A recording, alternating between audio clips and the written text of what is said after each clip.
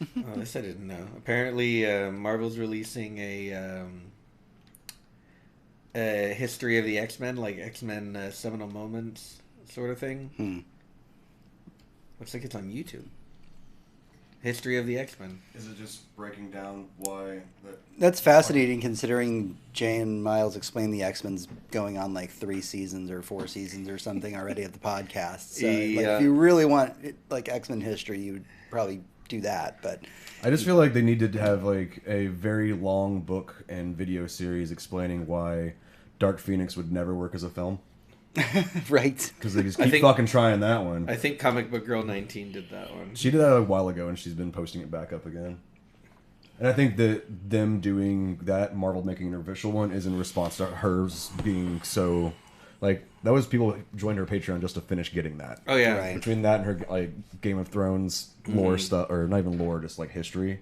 Yeah. The lore people are very different. But I on bet you those. every time they put Dark Phoenix onto the screen, like those videos will come back up. Yeah. Like, you know.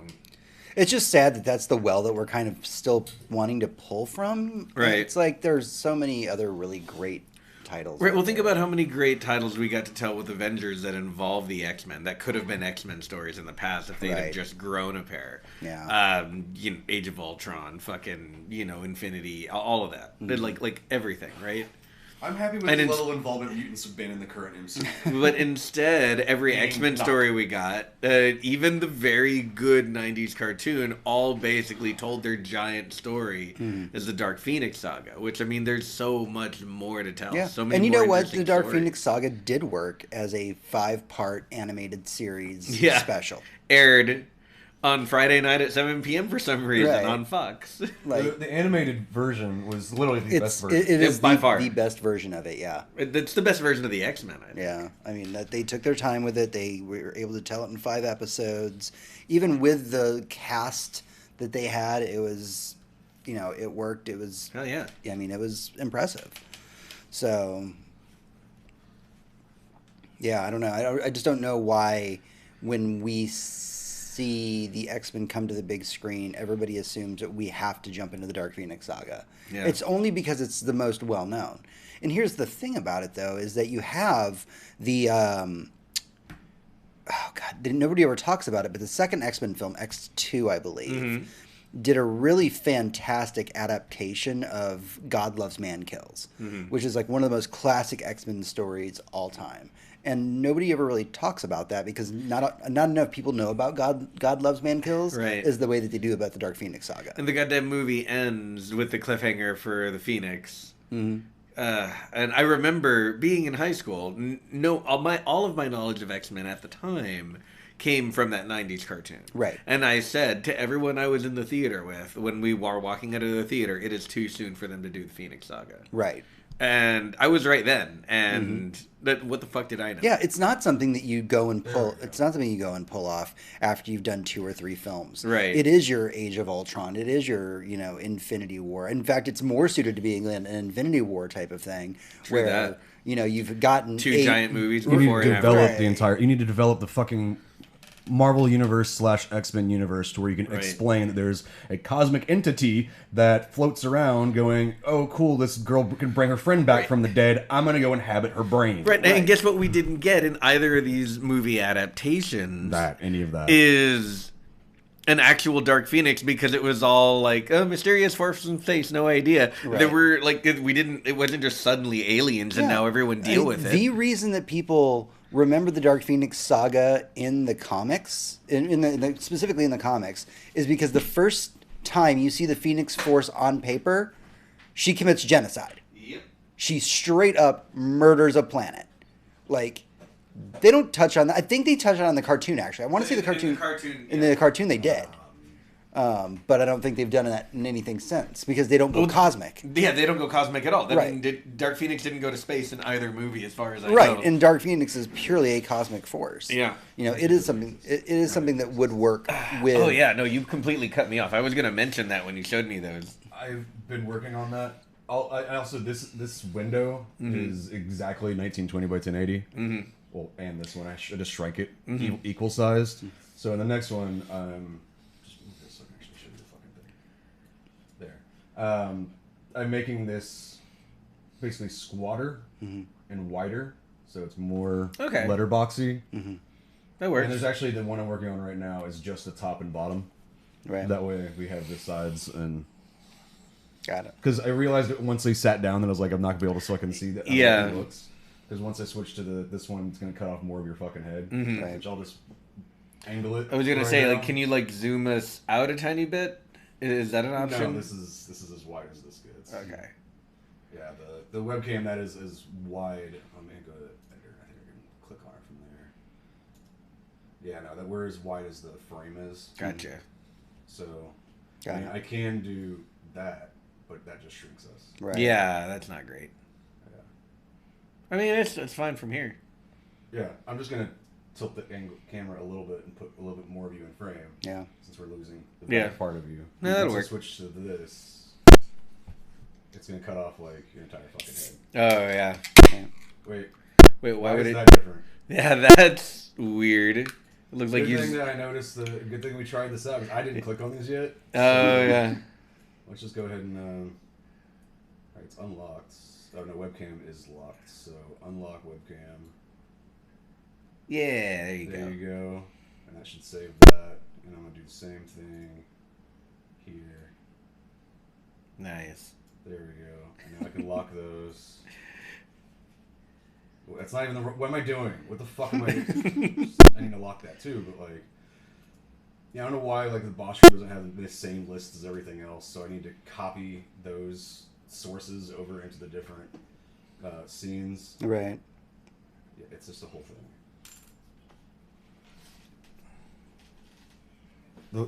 It makes noises. What makes noises? He says that the overlay makes loud ass noises when you change it. Oh no, does it? I don't That's hear weird. it. Like I don't see it showing up anywhere. Interesting. Interesting. Okay. Why would it do that? Why would an overlay make noises? When Why would you change want it? your overlay to make noise? Yeah, I don't. That's have, weird. Yeah, I don't hear it making any noises when I do that. Do you hear us talking over the wire? Like a bad retro arcade sound. Weird. No. Is this a template from something, or did no, Drunk Tony I- put this in as an Easter egg?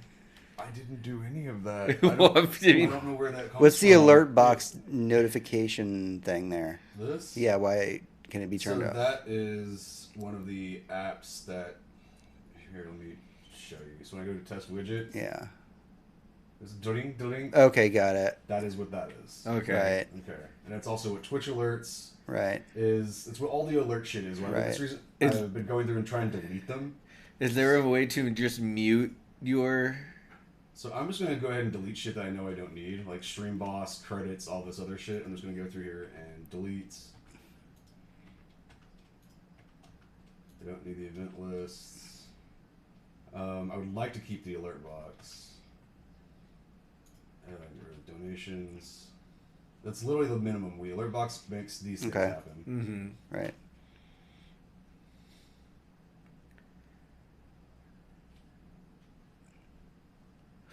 This is so weird. I can't figure what the fuck would make that change, where that noise would come from. I do the same thing over here. Yes. Why do you give me fucking shit?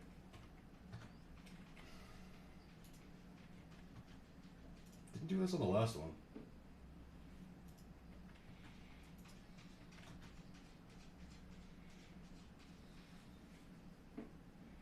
That's the minimum number of things that I need. Okay. Mhm. It should be the same for every single one. Is it making the noise now? Yeah, is it still doing it now that I'm messing with it? We just call him and be like, Yo, hold the phone up to your speakers. we mean, I didn't know that it made a noise at all, so I don't know where the fuck that's coming from. That is Just awkward. an Easter egg. It's super not a helpful Easter egg though. Yeah. No. Because I didn't put it in there, and I don't know where it came from. Yeah, you don't want your UI elements making noise without you telling them to. Right. Watch Like, WebFTA, I we put in don't a even know. transition to where it would immediately like switches over, but transitions shouldn't have any sound effects in them. Right. What did he say? It's twice louder than you all. Wow. Okay. Okay. I'm just gonna guess.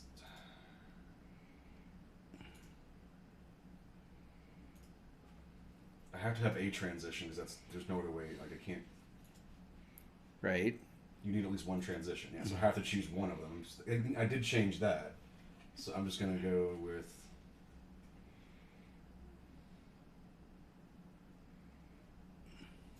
That one and see.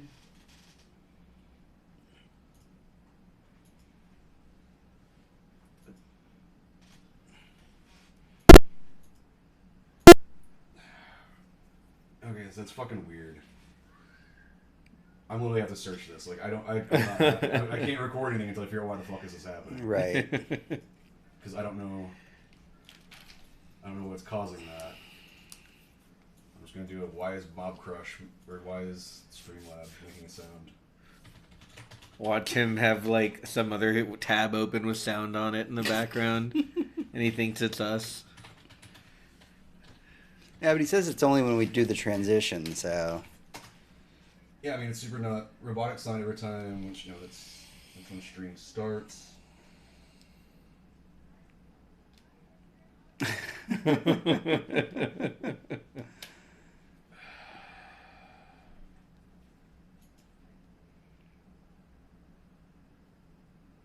Oh no, we believe you. We believe that it is making a noise.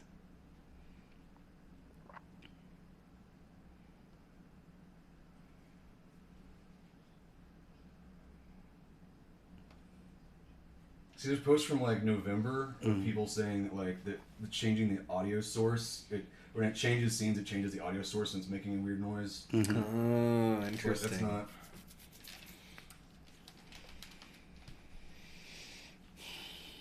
Click the gear icon in this scene edit transitions. Go away for a minute. So this.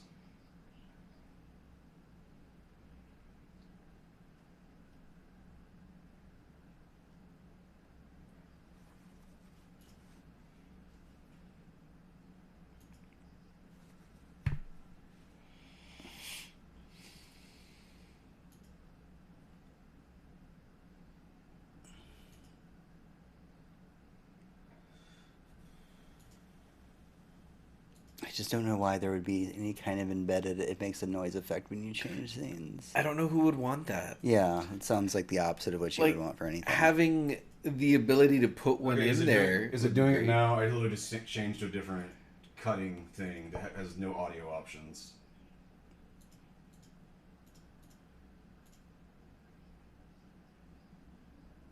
Now it's okay. It's that one. It's that one that made it. That's really fucking irritating. That changed it to one that made this really cool like swipe thing, and it just kind of like with the shape of these, it just worked well. Right. But it has an embedded audio But it's in an it. embedded fucking audio thingy Yeah, that that does sucks. something. That's weird. That is weird. That's fucking why. Who in the fuck thought that was a good idea? Do you need a beer, Tony? Sure, it's very aggravating. Why is that? Why is that a thing at all?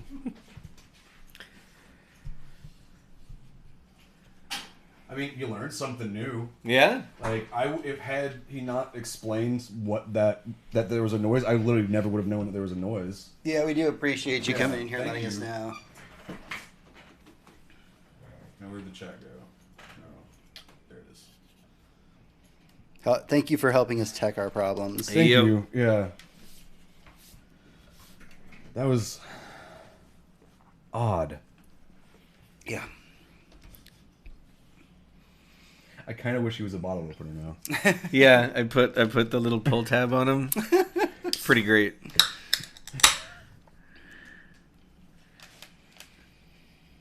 Okay. We can get a little tiny beer can and put in his hand. Just a little tiny. It's really just get a rock and paint it beer shaped. So Yeah. It's gonna just make.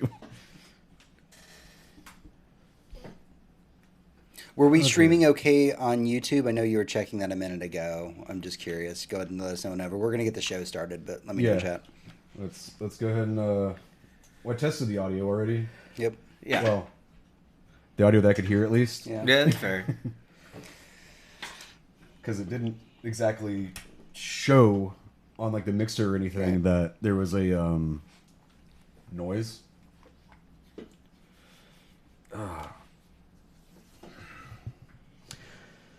Oh, I need to mute my phone.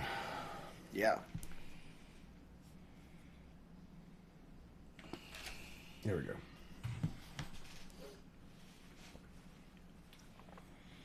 Ready? Yep. Ready? Box office sales are slipping, but why? Adventurers gear up for an all-new episode. We literally did this episode already. We're going to be talking about something different. We talked about box office sales numbers slipping many years ago. Oh, many years ago. Yes, Oh, no. I remember the Okay. episode because it was back at your old apartment. Oh, okay, We were so sitting at what like, we're- either end of a desk that was this size. Right. and- So what we're talking about here is what's currently going on with the slump in the box office Yeah. and what it has to do with, like, if we're basically exhausted because we're at the tail end of all the Marvel stuff that we've been seeing. Oh, okay. No, we were just discussing about No, how this box office sales. were right. falling So that because- episode back Right. then was really about like 'Cause- people not going to movies, Yeah. and this is more about like why are we currently not going to movies, even though it's been a pretty good movie year. Yeah, no, like I still want to go see John Wick 3 and I just can't fucking do it. Like Yeah. For me, it's more of like, why are so many big blockbuster summer movies so fucking bad Yeah. right now? That's true. Well, we have a lot of that. We got a Yeah. list here, yeah. so We'll get to that at the end. yeah. Where we get to that part. Yes. Okay. Let's find the mouse again. There you go. Greetings, adventures, and welcome to the show. We are the Surly Nerd, your one-stop shop for geek news that might have flown under your radar over the last week. I'm your host, James, and sitting across from me is the producer of this fine show, Tony. Hey. And with us, as always, our third chair host, Hector. Howdy. If you're new to our show, hey, welcome. This week's Boss Room is going to be about the current state of the film box office, but before that, we have the Weekly Raid, which is a recap of all the nerd news that's fit to rant about for your ears. Don't forget that you can keep connected with us through thesurlynerd.com. We can follow us on all social media platforms and even donate to the show. Every penny donated goes right back in the show that we make for you every week. With all that out of the way, ladies and gentlemen, adventurers of all ages, it's time for The Prelude. I think I finally found my pacing for that. Yeah. Yeah, no, you slowed down a little bit and it helped it quite Yeah. a bit. Yep. Prelude. All right, this is The Prelude. This is what we've been doing with ourselves this week, what we've been watching, what we've been playing, and what's been occupying our free time. Tony, why don't we start with you this week? Let's see. Yeah, the thing that comes to mind first was going back and kind of rewatching and joining back in on watching a show called Bored to Death. Jason Schwartzman, Zach Galifianakis, and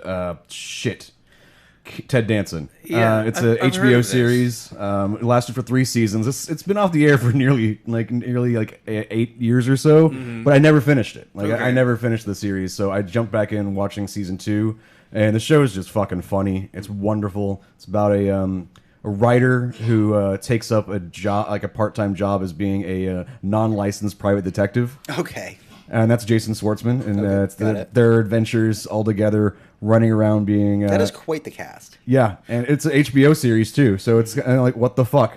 Why did everybody sleep on I this? feel when did we I feel all- like you and I both spent a lot of time on HBO Now this week. Yeah, probably. Probably. When did we all decide? It was probably with that one really great show with Glenn Close, but we all decided at one point like that we all really missed Ted Danson, and then he was in everything after that. See, that was for and me. I love that. For me, that was I feel like it's what's Bored going to on with Death. Keanu Reeves right now. It's Oh, just yeah. like, he's just out of nowhere. He's just everywhere. We're getting our Keanu sans. Yeah, pretty much. I mean, I would like to disagree.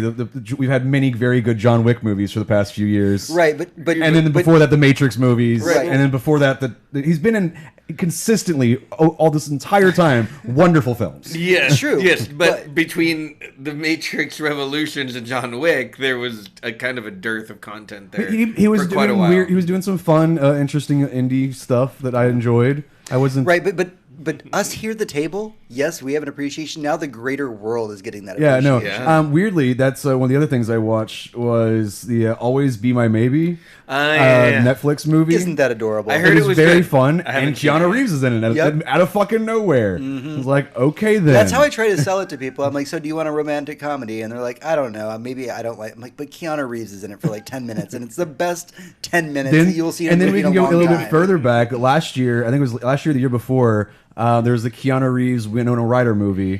Destination Wedding. Yeah, Destination Fuck, Wedding, that which movie is was like good. which is literally just a movie of two people talking nonstop. That's the only thing. It's just dialogue. Okay. It's such a dialogue heavy. I don't know. movie. I'm a really, it's so I'm a fucking really big good. fan of the After Sunset and all Right. those The- movies. the- Yeah. Those ones that are literally just two people talking. Like, Yeah, no, that's this. It's just two people that like don't believe in love and hate each other, hooking But, up. right, but they've never met. Like they have reason to know each other, and they're meeting at a destination wedding. So they're like vaguely.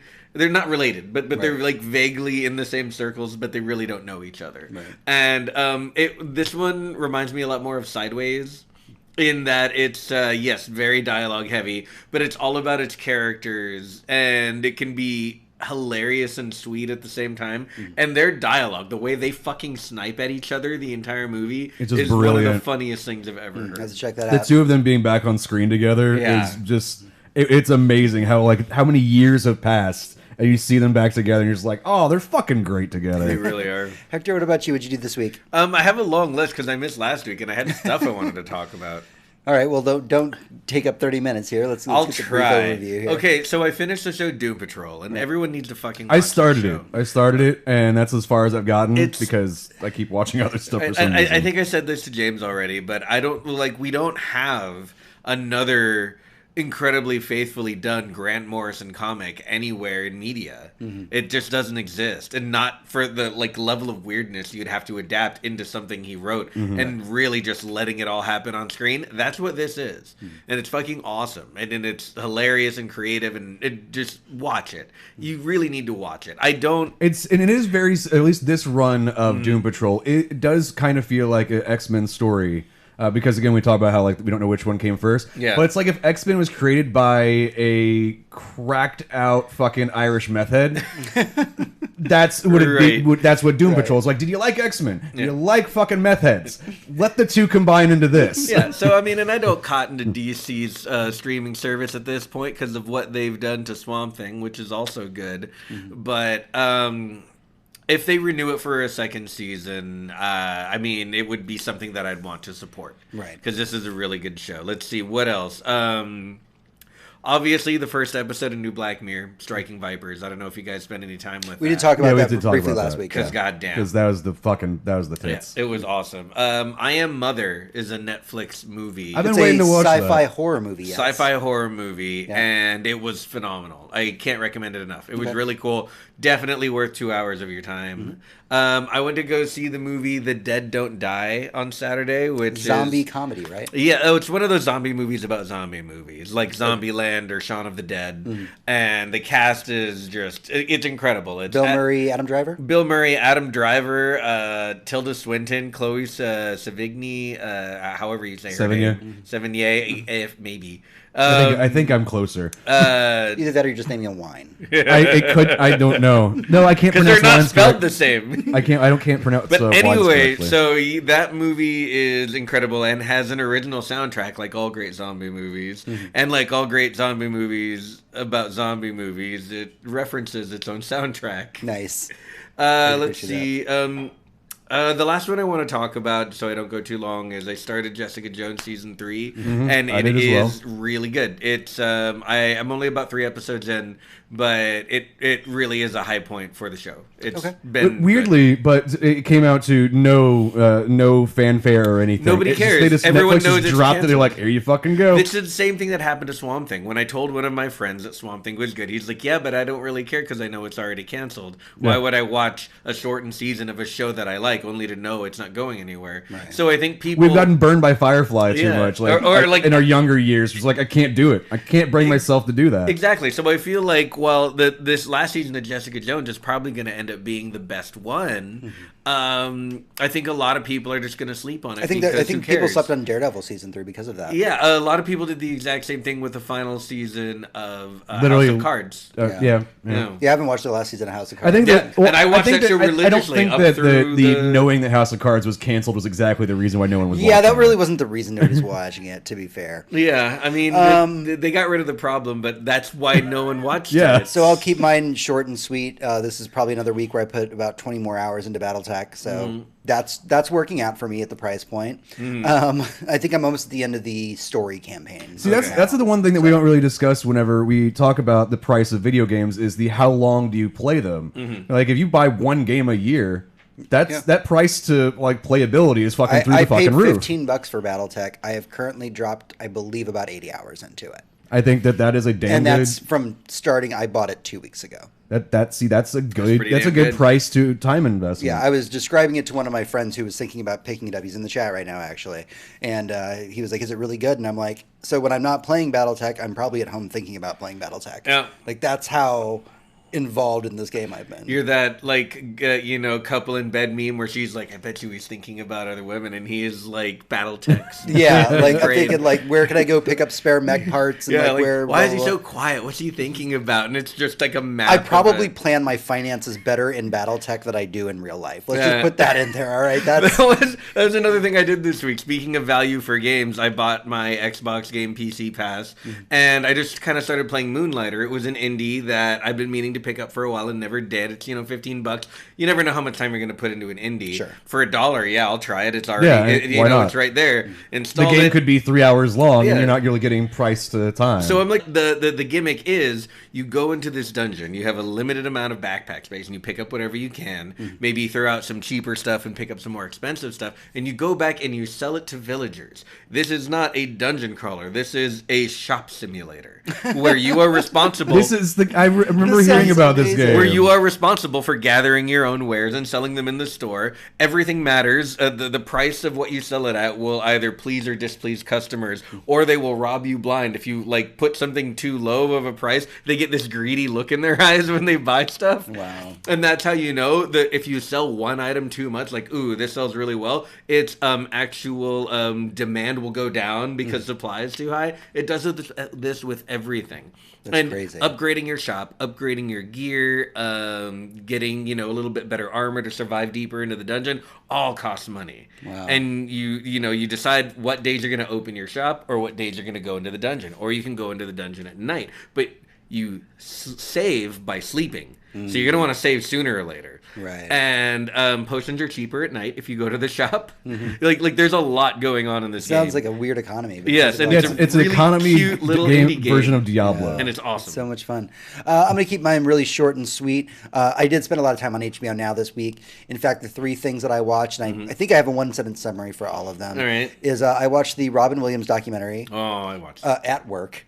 Oh, So That's not a place where you should watch that. crying at work sucks. And then immediately I followed that by watching the Andre the Giant documentary. Oh. Yeah, don't do that when you. I remember basically watching don't that. watch documentaries at work. I Right. remember watching that one. And then I watched the Slender Man documentary that's on HBO. That now. one seemingly maybe watch And- that and one. I will- didn't know that was a thing. And I I so need to fire up HBO. all right. So what this documentary is about the kids who like knifed another kid because they believed in Slender Man. That's right. I remember the news Right. story. And so Kids are I dumb. will say that the saddest and or scariest thing about the Slenderman documentary is the amount of parental neglect that happened that caused that incident to happen. Yeah. There's a lot of documentaries recently about just parental neglect. Like HBO or not HBO, Netflix's entire series about like kids vanishing. That's- and it's just Oh, because the God. parents were real fucking The vanished shitty. in plain No, sight. and I one. want to spoil this for you, but seriously, the show starts off with like the parents being like, there were never any signs.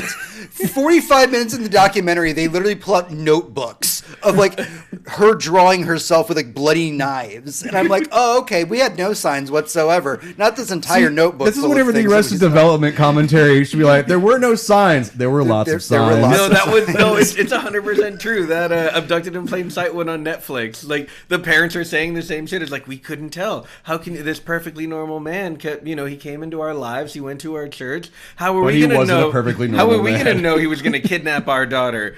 10 minutes later, well, he kept inviting our 12-year-old daughter over to his house for dinner. Not the rest of us, he though. pulled up He with- said just for her, he wanted to teach her about tea time and etiquette. We thought he was just being nice. He just pulled up in a van that played La Cucaracha when you hit the horn, and it said, "Children, get inside." There were no signs of this. weird. He had this whatsoever. vinyl- What happened in your childhood where the song La Cucaracha on someone's car equals abduction? That's a story I need That told. sounds like every horror movie I watched in the 80s. Welcome to Texas. All right, that's oh, every- wait, so you... Nosferatu is something we need to discuss as well. We should discuss Nosferatu. I at haven't some watched it point. yet. So. Okay. So, just to call this out because it was mentioned in chat, you spent all this time on HBO and you haven't watched Chernobyl. That's true. I have. I've been holding off on watching Chernobyl. It's done. It's ready to go. Yeah. It's 5 episodes long. Watch the whole thing and then watch it again. Yeah, I plan on it, but like maybe I finish watching Bored to Death because I've never finished it. We'll finish Bored to Death. That's It's been nearly 10 years. Okay. All right, that's everything that we have for the prelude this week. We're going to take a small break. When we come back, we'll be going into the weekly raid.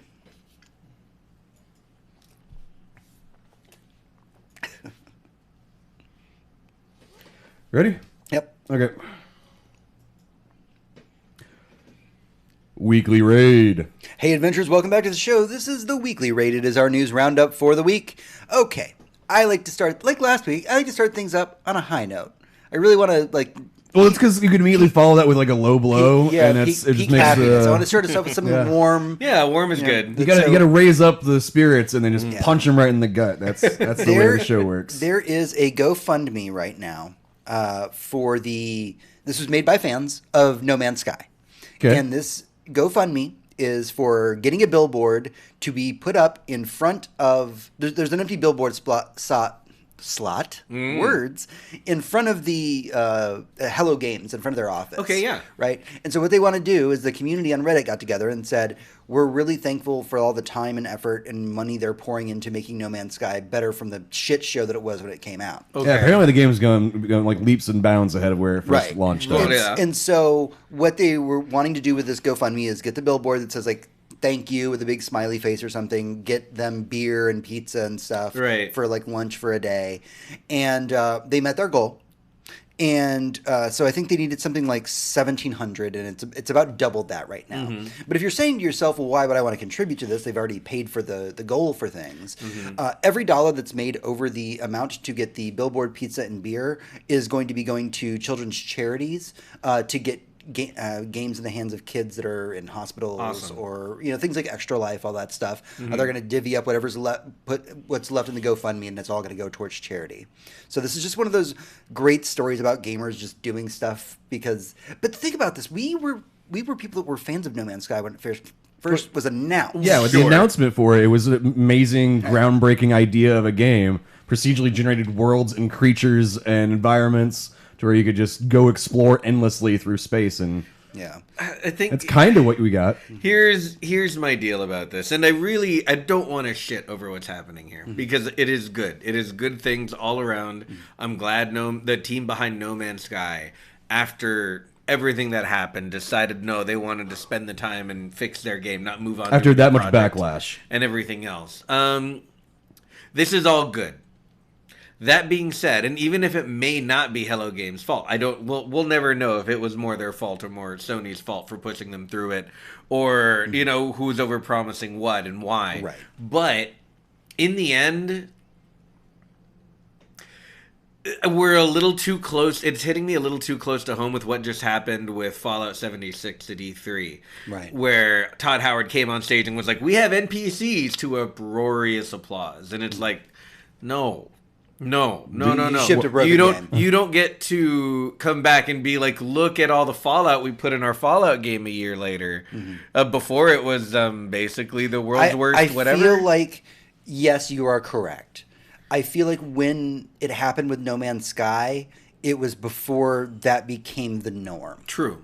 right? I can so see that. No Man's Sky did it, and they were very apologetic. In fact, that's the thing that Bethesda didn't do with Fallout 76. They didn't fucking care to apologize. That's true. Right? They never No did. Man's Sky came out and said, we are so sorry, we're going to be working diligently. They constantly gave updates. They refunded money to people. So that 2 months where they disappeared. They ate crow with No Man's Sky. Yeah.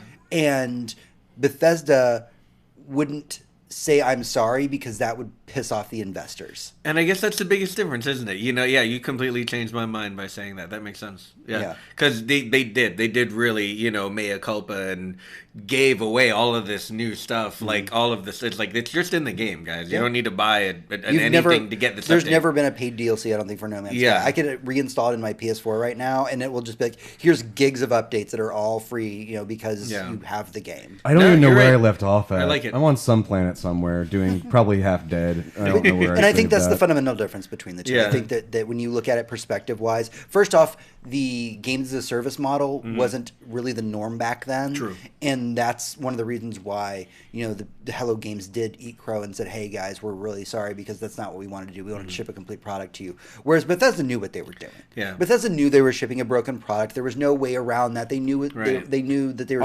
If they did what they normally do, which is get people that are familiar with the franchise, people that are big fans of it, to come in and test the new product out, because it means Fallout's got rabid fan base Yeah. based on just lore and everything else.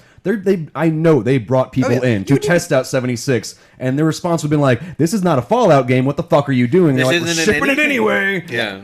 And that's what they did. Whereas No Man's Sky, small indie studio that had a huge idea Yeah. and math that made procedurally generated shit, and it kind of worked when it first came out. It just needed more refinement. And I think that they knew if they didn't release then, that it would be way too late. Too many other games would come along with a similar world idea that they had to be out first out of the gate, and they were. And unfortunately, because they were first out of the gate, it was a broken game out of the that horse wasn't even half rendered. Yeah. Yeah. Which They couldn't even put a horse armor on it because it wasn't rendered. When you procedurally generate wildlife, you have to make sure they don't end up with legs for toes. Right. And that happened a few times. Yeah. So let's keep the good feels train running here. This is actually more of a good feels for me. And if you do follow us on Facebook.com/TheSurlyNerd, I did post this news earlier in the week, but I'm so excited I do have to talk about it very briefly. It was teased because San Diego Comic-Con is right around the corner. So we're going to be getting a lot of hints about stuff about comics. That the character of the Phantasm from the animated movie Batman Mask of the Phantasm is finally going to be making their comic book debut. Ooh. This is huge for me because Mask of the Phantasm is by far my favorite Batman movie of all time. And you were justified in that opinion. Yeah, and it was just one that I remember watching as a kid over and over and over again. It's to my knowledge the best, most quintessential Batman film. I grew up with the Tim Burton, Michael Keaton Batman, and that's the first one I remember. But I remember by the time I watched Batman Mask of the Phantasm, I had a better understanding of both the characters of the Bruce Wayne and Batman and their kind of dichotomy. Yeah. And that movie showed you both. In a way that I don't think that many other Batman films do. Well, and my thing about Mask of the Phantasm is it really was a detective story. There really is a character reveal at the end that, at the age that I first watched it, I fucking didn't see coming. Yeah. There's a real mystery going on, and it's not like, there's no normal Batman stuff. There's obviously the Joker, but the Joker just becomes part of the story. I think it's one of the very few Batman stories that actually puts Bruce Wayne first. Yeah. And that was very unique to me. Yeah, and I remember watching it in the theaters at the time and going, being surprised that this was an original Batman story because the way that they tell the story of Bruce Wayne first becoming Batman and then struggling with being Batman, I felt just like a natural extension of the Batman lore. Yeah. And I remember years later as an adult, I went back and rewatched Mask of the Phantasm, and I was like, you know what? I wonder if they ever showed up in the comics. And the wiki was old person that from the Phantasm. I don't want to spoil it for anybody. Made an appearance in one comic at one point, not even as the Phantasm. And I was like, wow, you really There's, fucking... there's like this really cool future story that Yeah. you need to be leading to, and you've never incorporated Never it at into all. your universe until now. Yeah, so it is cool. The Phantasm is going to be coming to the Batman mythos, and with good reason. Thank you, finally. Yeah, people. no kidding. You know what? I'm surprised it never made it into one of the Arkham games because there was a lot really? of really great '90s Batman animated series stuff in all the Arkham games. It They just had- seems the like- Grey Ghost stuff was everywhere. Actually, It feels like after the movie came out, because the movie, by the way, if you're not familiar with it, do go watch it. It was a cult classic. It was released in the theaters. It was not advertised. Yeah. And because of it not being advertised and backed by Warner Brothers, it really bombed. But as soon as Yeah, it I mean, came most out, kids, if you're not advertising to the kids that were watching Batman the Animated Series, they didn't even know this thing they had came no out. clue. yeah, no. The only reason I knew and saw it in theaters as a kid was because I watched the animated series. I mean, I every saw day. like ads in like my comic books. They Yeah. had like the one sheet for it, but I never saw it. It didn't come to my small town. In fact, I don't think I've ever actually watched Mask of the Phantasm. Yeah. Because it just wasn't available, and I've never really thought about it because it wasn't part of my childhood because they didn't sell it to me. Yeah. First off, if you've never seen it, then we are definitely doing that at some point. Yeah, no kidding. Because I will rewatch You that finish reading movie. Ender's Game, I'll fucking watch it. You never read Ender's I Game? never finished Ender's Game. I've given him like 3 There are like copies of 4 Ender's more Game. books after you finish Ender's I'm in Game. the, I, That's I'm just about- I'm about his to story. start Then the there's second the other Expanse one book. where there's like 6 more books about it. No, you don't want to So, read so all here's of the Ender's deal. Game. The bean Never mind, stuff's never fun. Is mind. that there's the bean Ender- stuff is best. is that I could choose between reading and finishing Ender's Game or reading The Expanse. Yeah, true that. One of these writers isn't a horrible piece of shit. True that. Yeah. True that. So, where was I? Anyways, Mask of the Phantasm. If you haven't seen it, definitely go check it out. It's a fantastic movie. I think it's one of the best Batman films of all time. I want to keep this DC train rolling a little bit, though. I have been reading Deceased. We've talked about it on the show before. Deceased is the Marvel Zombies of DC. It's just so on the nose with the name. It's I so- just- You know I what? can't- They love to do funny stuff with their name. just- I can't- It's the DC has always done that. Deceased is one of the more popular books in the book stands right now, actually, showing that zombies aren't truly dead yet. That's kind of the point of them. It's doing so well, in fact, that the Deceased series, I think it's supposed to be like a 6-issue series or run, something like that, is actually going to get a 1-issue spin-off.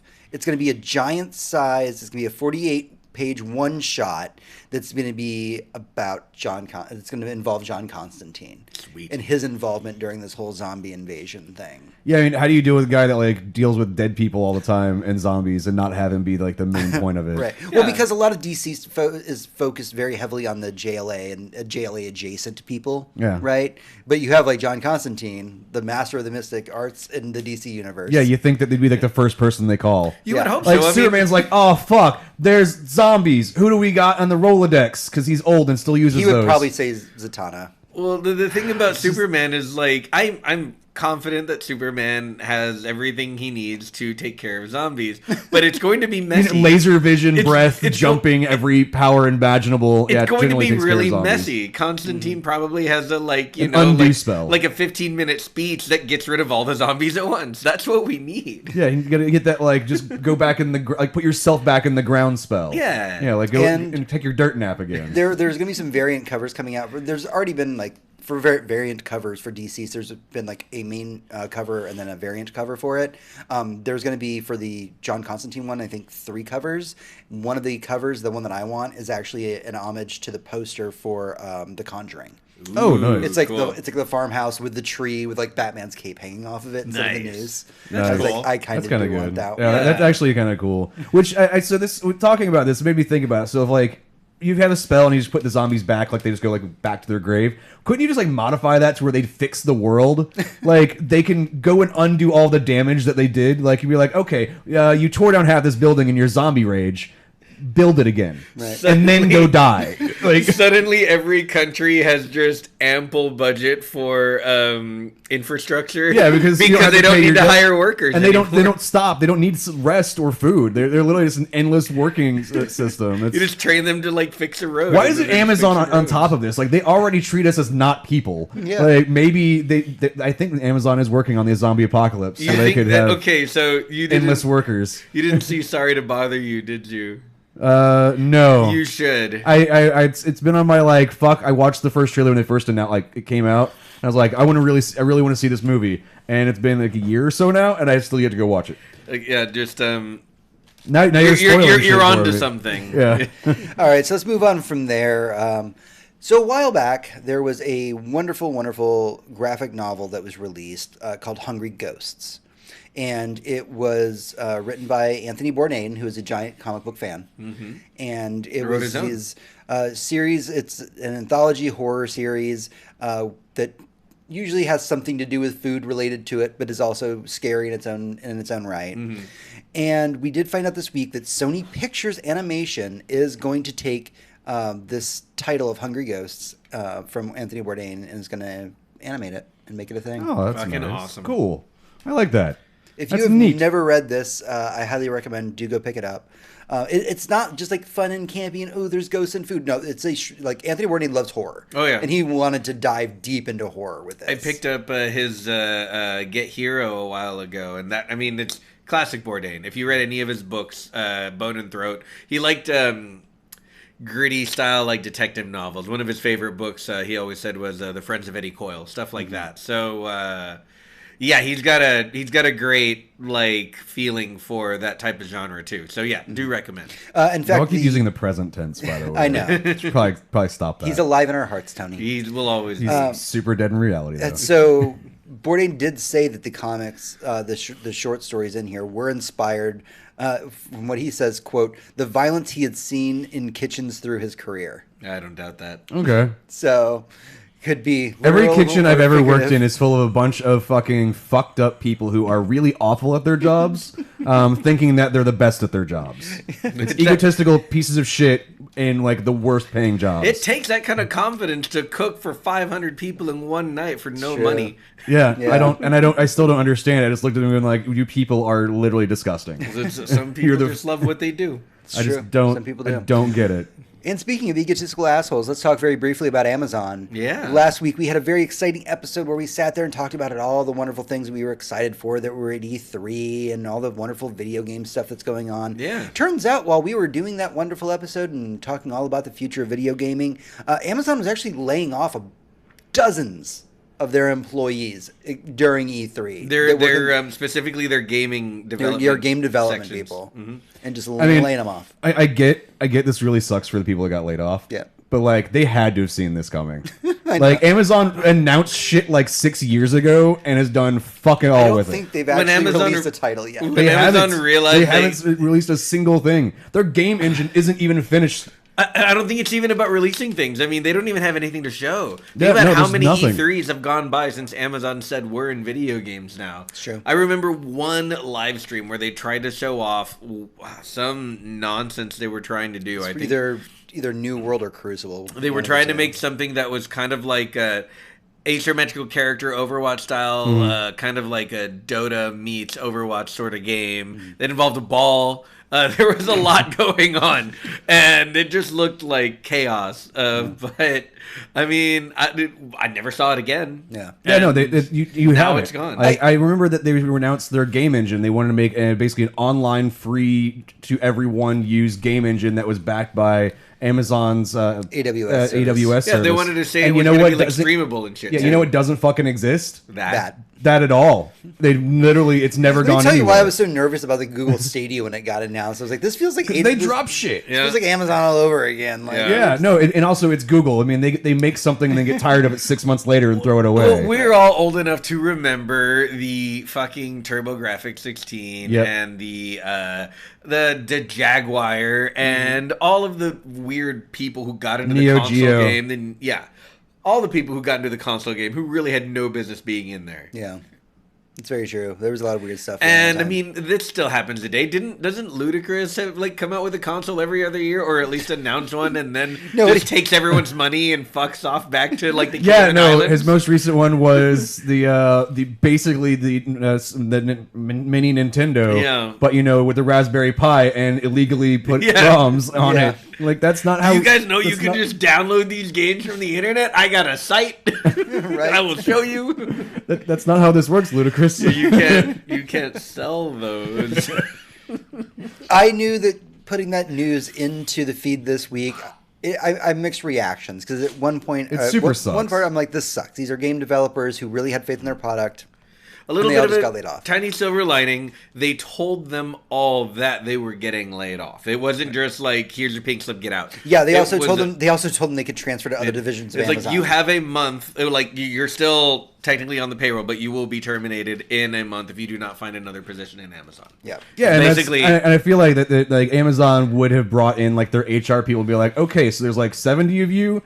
We got like 50 jobs, and we're just going to transfer you right over to those. And the other 20 of you are we're working on I it. just Yeah. feel bad because when I pictured in my head, it's just like, here's these like 50 game developers, and they're like, so we just opened up. So you know that warehouse we've been building next door? We need people to go work there. Just go over there. It's like, oh yeah, Their warehouse. Put things in boxes. you're $100,000 in debt for art and game dev development college. I need you to go sort these packages. Exactly. For literally minimum wage. Oh, yeah, minimum In wage. freaking weird news for the week, though, has anybody here actually watched the Sci-Fi Channel show Krypton? Krypton? No, I No. didn't know it existed until you told me. I put Which was like 2 on- episodes on my like DVR list. Yeah. They're still there. Yeah. This is from the first season, not the second season. It's already started. There's a Yeah. second. I think they're didn't almost, know the show I think they're existed. almost done with the second season. Yeah, no, I didn't. Well, it's in sci-fi. The way they do it is like a half season. It's like half split Okay. between the Well, year you know what? twice. After Sci-Fi you know? canceled The Expanse, I was pretty much done with them, except for the Magicians. See, I'll the thing keep is, watching that. all right. So this is a realization that I came with recently. There's because sci-fi has all these amazing shows I think should go on forever. But unfortunately, the way sci-fi works is they have to get new ideas consistently out on a regular basis. They let you get something out there, get you hooked on it, and go, cool, here's more stuff. Because the world that they live in is constantly ever evolving with different types of stories that they want to tell, so they can't keep everything around forever. So they have to get rid of some shit so they can make, yes, the thing that they replaced with isn't as good as the thing that you love, but they will make something new for somebody else. They're constantly getting a new audience in there and I expanding think what they the should world of and sci-fi hoping that they is. also start watching The Magicians. Here's my All right, thing. The Magicians How- deserves to be where it is. It's literally the best show that they had going on. It is great. How the hell did they get rights to Superman? You're right. So Specifically, the planet Krypton. so here's the thing. Is that what it's about? Is this like a high school drama on Krypton? What's going on? This show Krypton takes place obviously before the planet blew up. That story. So that it we- actually It would be really hard to do it that afterwards. story that we never got is About why is it blew up, what was everybody- going on. I got the it. political The first shit. 20 The- minutes the- of Zack Snyder's Man of Steel. Was that not canon? The tagline of the show is basically you know how this ends. Right, so however the show goes, they could cancel it tomorrow, and then be like, "Well, you know what? It doesn't matter because we know how the show ends." So they'd be like, Yeah. "Sorry, you're a season and a half in. We got to cancel. Cool, just blow up You could, Krypton." you could Done. literally just go, okay, the core went critical. It's Boomtown. It's Boomtown. I mean, just Final that's how it goes. episode. But Boom. apparently, not only is Krypton so good that it got a second season that's super popular, Lobo made an appearance in the second season and Lobo. Yeah, is Lobo. getting That Lobo. his Wow. and is getting his own spin-off show on the Sci-Fi Channel. Yeah, that's a thing. That's a thing that is happening. I am pressing X to doubt so hard. None of this makes sense to me. This is an actual thing. Like I didn't Okay, even okay. believe Have this. either of you seen the show?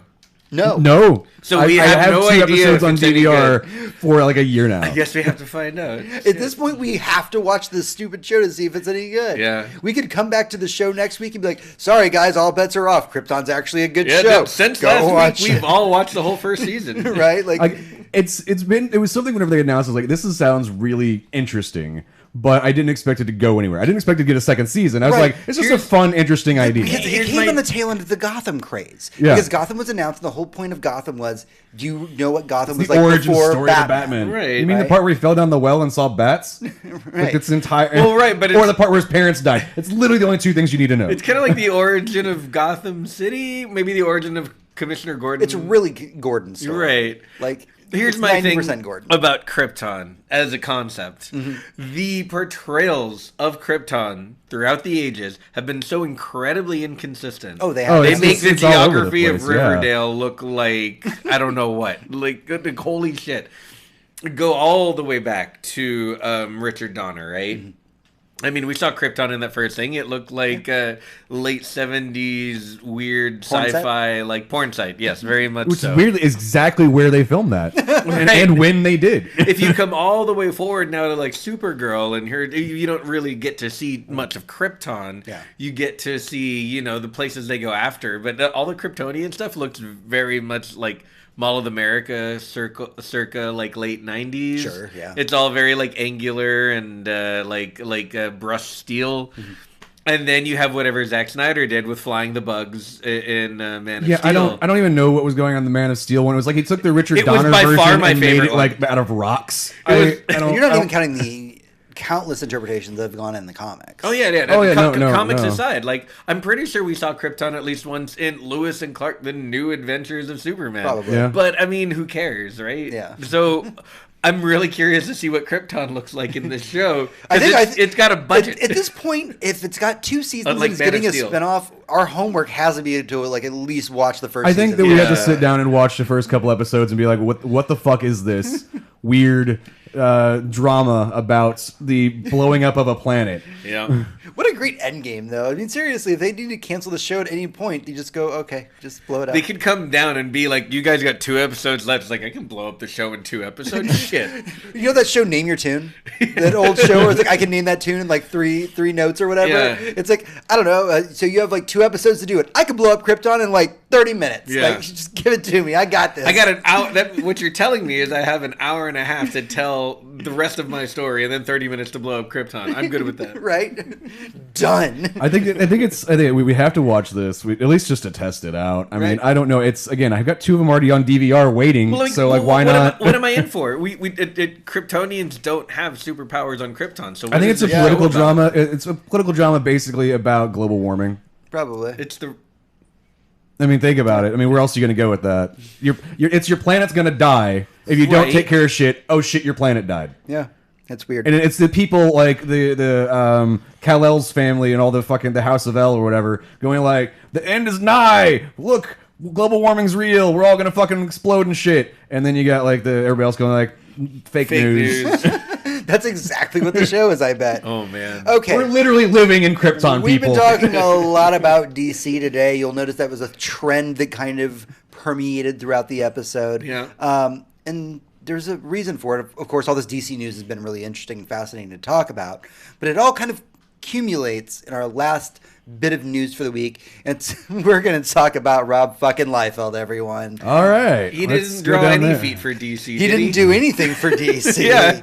Now, I mean, he's never drawn feet for anybody. What happened was... What happened was What happened was Rob Liefeld opened his fucking mouth on Twitter this week. You know, like you do. None of these tweets exist anymore, by the way. been hanging out with Todd Howard. Why and why does Twitter that other exist anymore? dickhole. We as a society should go, that was a bad idea. There's a giant switch somewhere on Earth that says Twitter was a mistake, and when you flip it down, Twitter. I think just global turns warming off. might actually get repaired. Like, we might fix part of the planet if we just get rid of fucking Twitter. Yeah. So Rob Liefeld opened his fucking mouth on Twitter this week and said basically that, and I'm paraphrasing here, but basically DC's a piece of shit. He did say DC Comics is going to drive off a cliff. That is a quote from him. Jesus. He said DC Comics is going to drive off a cliff here real soon. Got to get my popcorn. So he then followed it up with, thank God they have Batman to act as their Tylenol, aspirin, laughing gas. More Batman will fix it. He's basically talking about the fact that like no Marvel title or Marvel's so successful that all DC has is Batman. And that's why there's so many And we Batman felt, titles that I mean, exist. think about it, we've kind of felt that way for a while. Yeah, we've known that for a while. So then Mark Miller kind of came out and he was like, I really feel like this is the strongest DC Comics has been since the 80s. I don't understand. I don't understand where the you're coming sales from have been with great. this. Like, Right, so they're talking about. I think they're talking about two different things, aren't they? I mean, was Liefeld talking about comic books specifically? Liefeld was just talking shit. Yeah, just right out He the He's was end. doing just his talking normal shit, right? thing. Because he's a Marvel kid and was an Yeah. Image kid and all this. And Mark Miller kind of came out and he was being very respectful the whole conversation. He was like, look, man, I really do feel like somebody who's worked in the industry and has read comics since I was a kid, that DC is doing the best that it's been since like the 80s run of DC. And their sales right now show that they are doing right. They are the for the leader past couple in of the years. They're marketplace. doing fucking great. Once they did that actually good reset, that didn't need a year of explanation why they did a fucking reset. Yeah. like it's been like consistently a very good product. Right, and then freaking Miller or Liefeld comes back, and he's like, were you even reading the same comics? Like none of the DC stuff has been good. Liefeld said they should fire everybody in management and just refresh. So I feel like that's a bit extreme for how well their sales have been. When you start calling for people to be fired who you cannot name specifically and specifically say what they did wrong, you're kind of an asshole. And then he went on to kind of further expand on this point and says the only reason that there are so many Batman comics is because they can't keep up with the number of great Marvel titles. Now here's the problem: is the moment you mention Marvel's name in that conversation, there becomes an issue. And I believe It's apples and oranges. I don't even have it the quote here, but I believe that Rob Liefeld even said at some point during this long string of tweets, what I'm about to say may prohibit me from getting jobs down the road or something like that. You're right. And no, not your inability to draw basic human anatomy. Right. They did just let him do that one 5-issue X-Men title just for funds or whatever. These feet sure do look like pouches now. Squares with squares attached. But yeah, the moment that he brought Marvel into the conversation, all of a sudden his tweets went dark. Yeah, I bet. Tweets started getting deleted. Yeah. And then he finally posted... Wait, did he like hashtag a Marvel or something? Probably. Because, that's how you're going to get a phone call from someone you don't want a phone call from. Right. So all these tweets then got deleted. He came back sometime later, and the last post that you see from him is, hanging it up here on the Twitter. I'll be exclusively at Instagram as Rob Liefeld. That was literally Marvel's fucking Banned PR lawyers showed me motherfucker, you need to shut the fuck up right the fuck now. Imagine this being your real life. That I don't know, maybe he was drunk, maybe he was just felt it particularly dickish that We all day. have bad days. And he gets on Twitter, and then he gets a phone call from his boss at work, banning him from Twitter. His personal Twitter account. Yeah. It's like, you are no longer allowed to tweet. Just end of conversation. Not or you're fired, not or anything. It's like, you know our relationship. And we get Stop tweeting ever again. Even writers and artists can be fanboys. Just to bring his name up once an episode, Donny Cates is a giant Marvel fanboy. He grew up on Marvel Comics. In fact, recently he was talking about the fact that when he went to go sign his contract with Marvel, when he finally got to achieve his dream that he's had since he was a child of working at Marvel Comics, he delayed his contract signing or something until it was 6/16. So nice. That he would have 6/16 always is the day that he signed on with Marvel Comics. That's how much of a fanboy he is. But when you read his tweets, going way out of your way to make it. In fact, when I went to go get my Silver Surfer comic book signed this last week from him, his girlfriend was picking up some issues for him to read. And he was specifically asking for a lot of DC titles because either his friends were working on them or they were writers that he really respected. And he really did love reading these DC titles because they aren't the normal things that he gets to read because he works at Marvel. Right. And so that was an environment where he's the biggest Marvel fanboy there is. But he also has an appreciation and respect for everybody else that works in the craft and for you gotta know what your competition is for what doing. the competition's doing, right? Well, that's what. But I also, don't when you're friends understand. with the writers and artists, you want to see what they're doing. That's what I don't understand about this whole Rockstar bullshit that Liefeld is doing. I mean, if he well, you it's hit not like you hit the nail on the head though, because in the history of comic books, he was literally working in an era where they were being treated like rock stars. Right. And I don't know if you know this. I remember that. He created Deadpool. We read the same book. I understand what the atmosphere was at the time.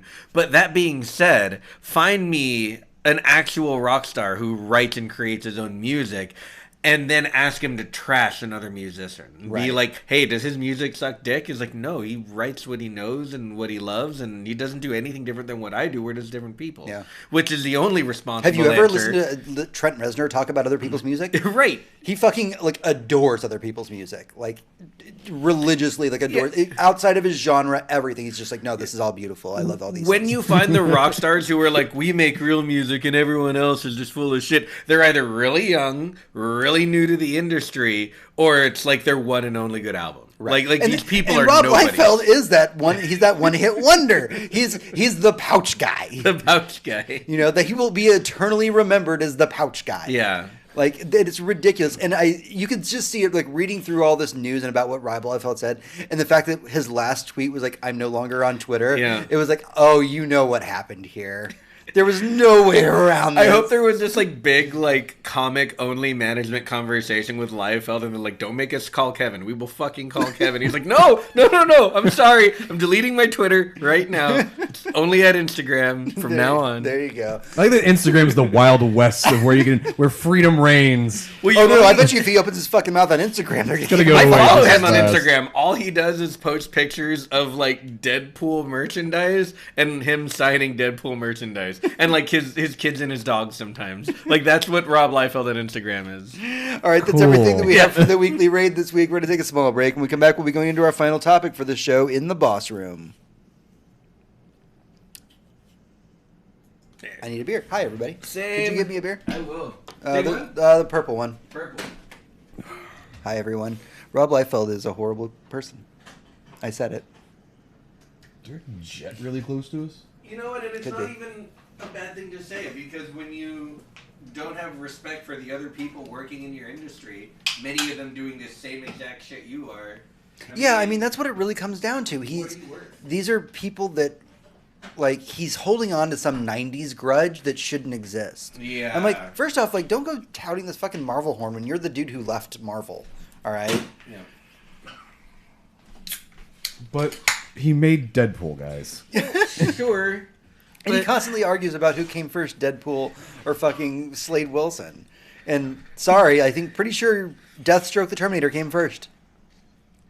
Well, I mean, based on 99.999% sure. based on the name, Wade Wilson sounds like it came first, and somebody's like, "What do we call him? Oh, Slade." Except that's for that's not the a name. Teen Titans comic that introduced Slade Wilson / Deathstroke came out in like the It did. late 70s, early 80s. Yeah. Oh, wow, yeah. Something like It that. did exist. He That's did way exist He, before. he existed way before Deadpool. That's did. before there was such a thing as being meta. Like, you know, yes, Deadpool is a fantastic character now, but here's the thing: is that That Deadpool's not the Deadpool he created. that's the a big good- part that's of a it. good point. They're two different characters. Rob at this Liefeld point. takes all this credit for Deadpool, and like, yes, you created Deadpool. Guess what? That character is not the same character. Yeah, you wasn't the created. old, like the original Deadpool essentially the Deadpool from X-Men Origins? He was basically Deathstroke Yeah. the Terminator from Yeah. DC Comics. Yeah, he he's was just super this, like, angst-ridden and- katana gun dual wielding killing machine. Yep, he was not super the serious merc with a mouth. Nope. Yeah. It wasn't until like Brian Posehn. Well, he was got he their was hands still on him. with the mouth, but it was just angsty. It was just angst-driven plotline. Yeah. of I like eat bullets. everything I love is dead. Basically, if he was being made by a Japanese artist, he'd have like about 23 belts. One fewer sword. No, 5 three more swords. swords. Yeah. Three to five. But like more a bunch swords. of belts. Yeah. And like a hood Okay. on top of his mask. But like a belt clip on the hood. Right, but a belt clip on the hood. Yeah, Yeah. definitely. That's how that would work. But unbuckled because he's like. Well, no, he's got a he has a yeah. buckle hat. Remember So buckle he's hat? a pilgrim. Yeah, he's a pilgrim. He's got pilgrim hat. That's the you know what pilgrim hat and pilgrim shoes are not in enough not enough anime. Is Yeah, what I'm saying. really should be. That's an entire subgenre of style that Japan has yet to get There's behind. a I don't think really you watch old the same anime hentai I as can everybody recommend else. you called Witch Hunter Robin Okay. that you should not watch. I've heard that name before. Hold on. I think it just triggered James. If y'all are gonna start bringing up the sheer amount of pilgrim shit that is in anime, I'm fucking done. I'm not even doing this. I'm going to my room. Oh, that's why I Lord. know that. Yeah. Yep. By the way, they open at the bottom and not on the sides. Yeah. Now that it's how long you haven't picked that up. Wow. You didn't remember that the DVDs come out the bottom of it and not That the, has been a long time. That's how into Witch Hunter Robin I was. Hell yeah. That was a good show. It's got pins. Look at that. Before pin collecting was a thing. I think the first anime DVD I ever bought was Ninja Scroll. You don't want to take that one home for other people to find. Yeah. Is it? Ninja Scroll? Oh man. Yep. I would say So you found your shirt, by the way. Where the fuck was it? the house ate it. It was on top of the printer where everything goes to die. All right, so we should do this. Let's knock the Yep, rest you of the totally show. left that on the couch and somehow ended up with the printer. Yeah. The printer just collects things for you that it knows you're looking for. All right, let's do this thing. Alrighty. I haven't set up the buttons for the thing yet, so I gotta remember to click shit. Because halfway through that, I remembered, oh yeah, we're in the raid part. Raid part. Yeah, there we go. Wrong fucking one. There we go. Wicked City. Oh man, Wicked City. Just quit naming things with belts in it now, or buckles. Just who the fuck put buckles on their fucking hats and shoes anyway? Why was that even a fucking thing? Things were made out of cloth back then. We didn't have plastic or like simple wire a lot of the times to like make things tight. And so your hat was basically a piece of cloth. The buckle with the leather strap is what kept it around. Couldn't you your just head. make the hat the right fucking size? No, because that would involve like either some kind of wicked something that would make you get called a witch stitching, or elastic, which they did not have a lot of. No, being pilgrims. Felt hats have been around for fucking hundreds of years. Yes, and they require like first of all a dome thing, which is special order from England, and then like a drying setup. Oh, because you can't fucking get a piece of wood and carve a fucking dome thing out of it. If you can do it right. These are fucking pilgrims. They have nothing but time. It's a hat. Think about it. It's think, not one size fits all. No, I think that there was a buckle industry that history was hiding from us that we did not know about. It was the same guys making horseshoes. They were pretty set up with the horseshoes. They didn't need their buckle shit. It was the job on the side, though. Yeah. All right, let's do this. Just shut up. Just shut the fuck up. I'm not dealing with you right now. I have felt hats in my room right now. There's not a fucking buckle on one of them or elastic. Welcome to the 21st century, I guess. No, they're made as a traditional felt hat. And that's all you fucking need. You don't need to modify it with fucking belts and shit. You're adding accoutrement for no fucking reason. Alrighty. Let's go through it. Boss room? Yeah. Yep, boss room. Boss room. Hey, adventurers, welcome back to the show. All right, it's our boss room time. It's our main topic for the show, sometimes related to the news, sometimes not. We're kind of news adjacent this week. Mm-hmm. So with the That's where we spend most of our time. it really is. To the side of the news. Yeah. So with the Infinity War saga kind of at its end or about to happen, I wanted to take some time today to talk about kind of the state of the box office and films in general. And I know it's hard to compare the year to anything. Like this year we had like Marvel movies. Like when you think about the box office this year, you think about Marvel. The last 2 years, really. 2018 and 2019. Honestly, completely the dominated last by Marvel movies. 10 years, in my mind, is just Marvel movies. But overall, it's feeling like now that we're post Infinity War saga, it feels like we've got this kind of post Infinity War exhaustion, kind of in a way. Well, sure. I mean, not for nothing, but I am looking forward to and will see Spider-Man, but it almost feels like at this point kind of like a chore, like I've gotta. I mean, we're not going opening weekend, and we almost always No, because do. it's opening for the 4th of July Yeah. for some fucking reason. Yeah. Like, it comes out on a Tuesday. Yeah, it's what ridiculous. the hell? Yeah, like I don't know what they're doing with this we're one, like but I'll see looking it the over weekend after.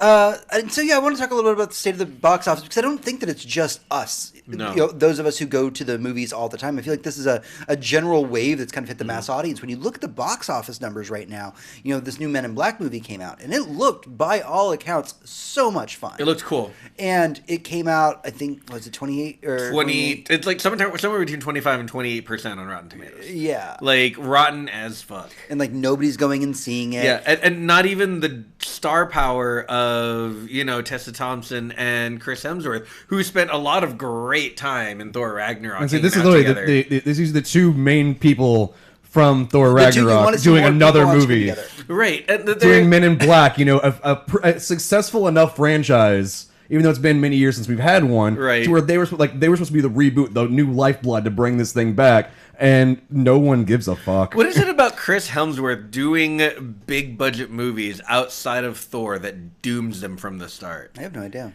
I mean, I'm thinking all the way back to the reboot we did of Snow Ghostbusters. White. Okay. Ghostbusters is another fucking excellent example. And now we have Men in Black. So, like, every time he does a big budget summer blockbuster without the aid of being the God of Thunder, the movie dies. What I'm hearing is guys. that you guys don't want him to be in the Fast and the Furious movies. No, he's not right for that. Yeah, he's not right for he's that. not right for that at all, He's not no. meat-headed enough. He's too smart. You can see it in his Right. eyes. He's got the life in there. Jason Statham, dead, dead inside. You can tell. But I think that it's not just, you know, I think that it really does feel like, to be the crudest one here, it feels like we've had this this orgasm in a way. Yeah, no, and now no lie. we're post orgasm, and now anything that's kind of coming up in the movies, we're just not that excited for. There's this thing- it's even hard for us to get really excited about Spider-Man. We're like, it's so close though. Like, Well, I get it. No, There's like, this thing people talk about when they talk about the analogy you just made. Yeah. We refer to it as post-nut clarity. And so it's the moment after where suddenly you can think clearly, your mind is clouded by nothing. All you can see is like priorities and the big picture. And you look around and you're like, oh, the rest of these movies are kind of shit. See, that's the problem. It's like But- much but- like the but is it post-orgasm, shit? it's or is it just we're so tired of going to the movies because we've been religiously going to the movies? And that might be it. Like for a long time, not just with us as like nerdy people, for a lot of at least American society, getting to that Marvel movie opening weekend was so vitally important. Oh, yeah. It was And like- I was stressed about it. I was stressed before I could buy tickets. And this goes all the way back to Infinity War, before Endgame. Yeah. You know, I spent the last pretty much starting with Black Panther, February 2018. Every Marvel movie I saw was basically like Live and Die. It was like, yeah, there's big things with Black Panther. Oh my God, Infinity War. You know, and then Captain and that was right Marvel. after Thor Ragnarok. Yeah. And, you know, we went, you know, we had the gap. We went right into Captain Marvel, then right into Endgame. Every one of those movies was like a weight on my soul. Everyone was like, this has to be good. got to be opening Please weekend. get We it got to right. go. Like, Yeah, but it's just the stress of wanting it to be good, wanting it to live up to all my expectations. And they all, by and large, definitely did. And yeah, coming away from that and then trying to be excited about more movies is just not... the hype level was so high for Infinity War that it feels like it's just hard to get hyped for anything else afterwards. Yeah, the reason I went to go see The Dead Don't Die this last weekend was because I knew basically nothing about it except that it had an excellent cast and was about zombies.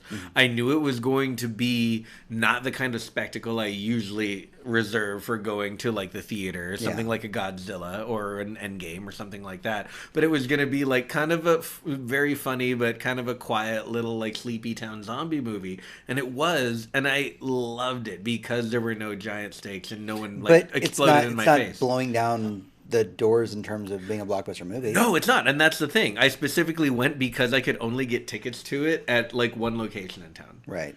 And I mean, to kind of kick this whole discussion off, really, when we talk about this post-Infinity War world that we're in, this post-Endgame world that we're in, I mean, can anybody here actually name something that they're excited for that's coming out to the theater in like the next year? Just off the top of your head that isn't Marvel on it. Off the top of my head, yes. I can say like Scary Stories to Tell in the Dark. There's a lot of horror in there that I feel like it's kind of cheating because I want to see most horror Right, movies and that see, come I feel out. like I'm biased because like I'm like, okay, I want to see Midsommar, I want to see Yeah. Scary Stories to Tell in the Dark, Yeah. but everything I want to see is like these kind of Yeah. like horror films. I that just probably... saw a trailer today for damn. I sent it to you. It was something like Away in the Dark, or here I have it written down. Okay. Yeah, I mean, there's a lot of stuff that's in there that I look at Ready or at Not. the list of things that are upcoming the next year, and I'm like, I don't see anything that excites me the way that I was getting excited for it before. And I realize that that our group here doing this podcast is a very select group of people who really love this like nerdy ass stuff. But it doesn't.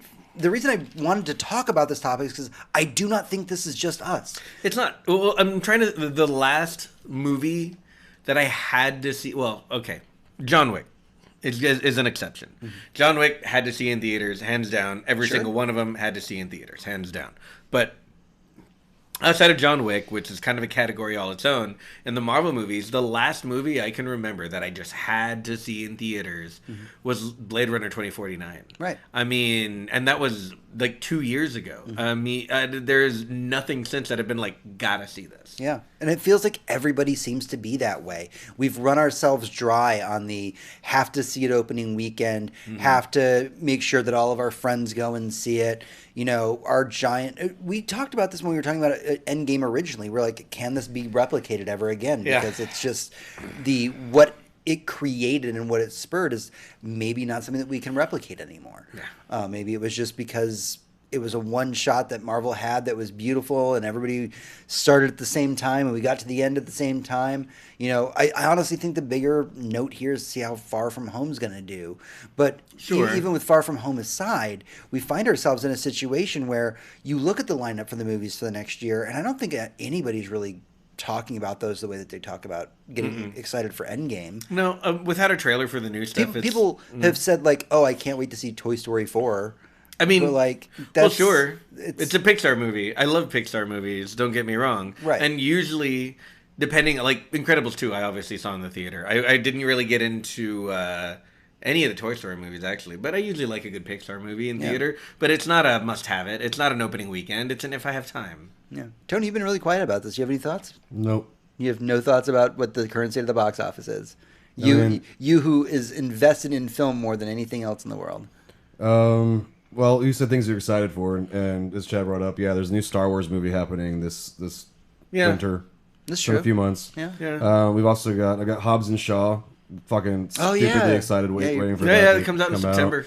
There's a bunch of movies that I'm really excited about happening. Look, I'm looking forward to the future of the Fantastic Beasts franchise for some fucking reason. Okay. I don't know why. I hate pretty much everything about them, but for some reason I fucking can't stop watching Harry You're Potter. just, like an abuse victim at this point. You're just like, Well, something about the last one made me. The ending of the last Fantastic Beasts made me, at the same time, dislike the movie I just saw and be really excited for the next one. And I'm not sure how they I don't did know. that. I don't know why I feel it was very basically similar to E3 that. of the movie. Yeah, kind of. It's no, there's all kinds of movies that I want to go see, and I just think that if we're talking about the spectacularness of the summer blockbuster that is what Marvel's been doing for the past 11 years, Yeah. I mean we run into this issue before. Even while Marvel was in the middle of doing their stuff, we've had summer blockbusters coming to an end. You saw that whenever we stopped getting so many fucking Michael Bay movies all the time. Yeah. So we as society went, maybe we stopped doing that. Yeah.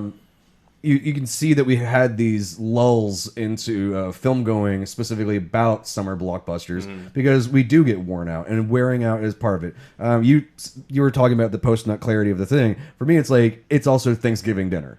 We've had fucking 11 years Yeah. of Thanksgiving dinner, and we're about to have the last dessert of the fucking Yeah. Spider-Man. So we're gonna have like a brownie and cool, but we're really fucking full and we're Yeah. really fucking tired. We've had so much on our plate for so long. Yeah. You have to stop and go.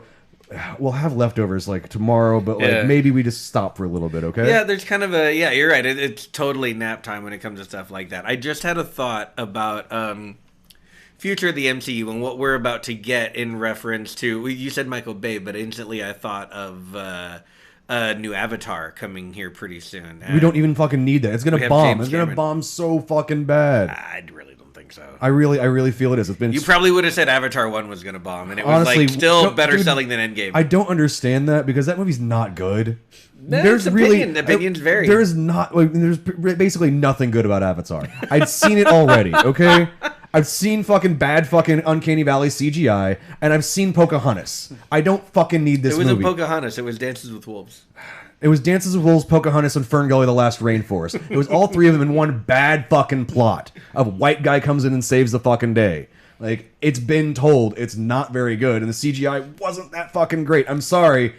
Nobody can defend that you fucking guys movie. actually have, you guys have very everyone opinions can here. defend that movie. It was the best CGI on earth when it came out, like by far. Yeah, no, at that time, but by like, it's far, just- Okay, it's so- better than not. anything anyone had ever seen Okay, when so it this came isn't out. the Avatar argument hour, but you guys do have a very differing opinion about how the sequel's going to do because, respectively, one of you likes it, one of you doesn't, and you think that that's really your opinion is what will drive audiences forward. True, yeah. And honestly, we're having a conversation right now about the failure of the box office industry, specifically about giant tentpole movies. Right. Avatar is posed to be one of those, and we're talking about the failure of tentpole movies.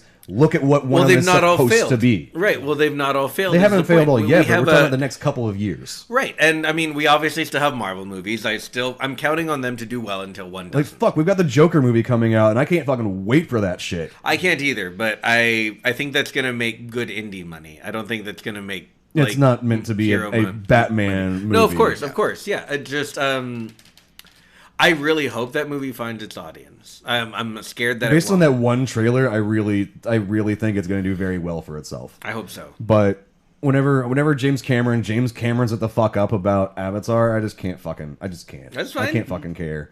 Like, cool. Go back to going under the ocean and giving us documentaries about the ocean. I'm pro that James Cameron. That James Cameron is fucking cool and shows me weird fucking things because the ocean is terrifying. It encompasses most of the earth, and there's giant fucking things that want to eat us. So We're not talking about So this. Hector sent me a list of movies that were supposed to be big that came out this year, and I was just going through the checklist and looking at Okay. those. Like Shazam came out. Yeah, that is a thing that happened that I was initially excited for, but I couldn't even- be bothered. I even heard good things, but I never went to see it, and it did bomb. I'm waiting on Redbox. For I mean, it. Hellboy came out. Yeah, Bomb. waiting on Terrible Redbox. review, bombed. Yep. Aladdin was supposed to be a huge deal. Oh, I don't think that bombed as hard as everyone thought it would, but it didn't make Disney much money. Right. like Dumbo and Beauty and the Beast and all the live action remakes of the cartoons. Fucking stop. I don't know why they keep doing it. They are remarkably less popular It's because than their animated CGI format. finally got better to the point where you can have talking animals and fucking rugs and shit and be okay. Well, yeah, but it's just this like nostalgia grab that I guess is making them enough money, but they're not breaking. It's any weirdly because records. live action now costs less to do than animation. Oh yeah. So that's why we're doing it. And also, how many times can they sell us the Disney Vault Collector's Edition of something from our childhood? Every time the format changes, which they've done successfully. Which they have, except for the They're fact... about to sell it to us again with Disney Plus. That's the thing. But that's the last place. Once you have a digital subscription service, buying physical media is dead. So they know they've got to find another way to get us hooked. right up until it's just brain chipped 2077 style. Yeah, it's and- only 50 years from Like, this. I'm okay with the Black Mirror. Put the little thing on my head, and I just live inside the world. Hell yeah. That'd be cool. I mean, So my we body's have super gonna Dark die. Phoenix that came out. Well, I mean, I technically heard, it did come out. that someone squeezed that out and let it sit there and let people look at it. Then we had Men in Black. Obviously, we already talked about that. I was surprised about this one as you were, Hector. Shaft. That there was a Shaft movie. I that looked apparently- this Yeah, no, the up. trailer looked fun. I looked this up looking at like summer movies that performed poorly, and I realized that Shaft came out the same week as Men in Black. Oh Jesus! So just like 2 weeks ago. Yeah, no, Yeah. Men in Black came out on Friday and bombed over the weekend. At number one, bombed because it didn't make enough money to make up for its production. Yeah. It came out as number one, I think, and then something like number 6 was Shaft. Yeah. It was bad. Yeah. So I mean, those are just a handful of movies that were supposed to come out, be giant summer blockbusters. And that This we've year all- alone. Yeah, this year alone, and we've just not cared, right? We've just No. we're exhausted by it at this point. Is it Endgame's fault? I don't think it is. I think that Endgame exists in its own reality, and you can't blame Endgame for it. I think that Endgame has the benefit of it is something that's its own living entity. Well, essentially. right, but I think my point is there's a thing that we've seen since the time immemorial in the video game industry, where when a really big game drops, and Call of Duty basically invented this behavior in the thing when they started releasing a game every year. No one else releases their game in November. People change the release date of their game to avoid that November release date. Okay, now it's October, but that when Call of Duty drops, there is a weekend-sized hole in the release schedule because it poisons everything around it when it drops. It is the only game that people buy. It's the only game that people are playing at the minimum for that weekend. Did we see, and maybe even in Infinity War last year, because I don't remember a lot of summer blockbusters last year either, but did we see a cinematic equivalent lasting longer than a weekend? Because I remember buying Endgame tickets about 3 weeks, which is when they let me, about 3 weeks before the movie came out. And then trying to buy them again every weekend after that for a month. And I could not buy a ticket to that movie again for a month. Yeah.